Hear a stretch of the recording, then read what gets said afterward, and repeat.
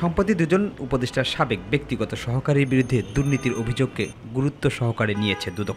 দুদকের মহাপরিচালক মোহাম্মদ আক্তার হোসেন জানান, ওই দুজন সাবেক কর্মকর্তার বিরুদ্ধে তদন্ত শুরু হয়েছে। দুজন উপদেষ্টা যে এপিএস পিএস এবং আরও একজনের সমন্বয়কের সাবেক সমন্বয়কের বিরুদ্ধে অনুসন্ধানের সিদ্ধান্ত গৃহীত হয়েছে। আমরা এর আগে আপনাদেরকে জানিয়েছিলাম যে তাদের বিরুদ্ধে গোয়েন্দা কার্যক্রম চলমান ছিল এবং সেই গোয়েন্দা কার্যক্রমের ভিত্তিতে প্রকাশ্য অনুসন্ধানের সিদ্ধান্ত গৃহীত হয়েছে।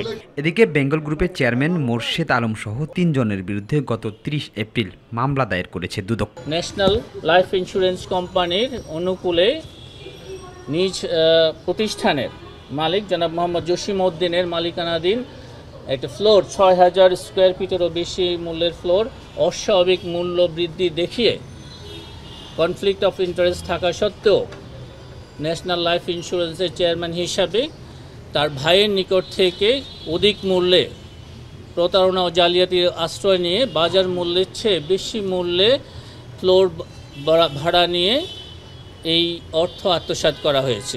এই ঘটনায় মোর্শেদ আলমের পাশাপাশি বেঙ্গল কনসেপ্ট অ্যান্ড হোল্ডিংয়ের এমডি ও মোর্শেদ আলমের ছেলে সাইফুল আলম এবং বেঙ্গল কনসেপ্টের চেয়ারম্যান ও মোর্শেদের ভাই জসিম উদ্দিনের বিরুদ্ধে মামলা করেছে দুদক। অভিযোগ সংশ্লিষ্ট জনাব ঝুমুর মজুমদার, স্বামী জনাব রঞ্জিত কুমার তালুকদার পরস্পর যোগসাজশে নিজ স্বার্থে আর্থিকভাবে লাভবান হওয়ার জন্য তার স্বামী জনাব রঞ্জিত কুমার তালুকদারের প্রভাব এবং আর্থিক সহায়তায় জ্ঞাত আয়ের উৎসের সাথে অসঙ্গতিপূর্ণ 9,16,00,000 টাকারও বেশি মূল্যের সম্পদ অর্জন এবং দখলে রাখার অপরাধ অনুসন্ধানকালে প্রমাণিত হয়েছে। এ কারণে আরও একটি মামলা রুজুর সিদ্ধান্ত গৃহীত হয়েছে। শিমুল খান, মাই টিভি, ঢাকা।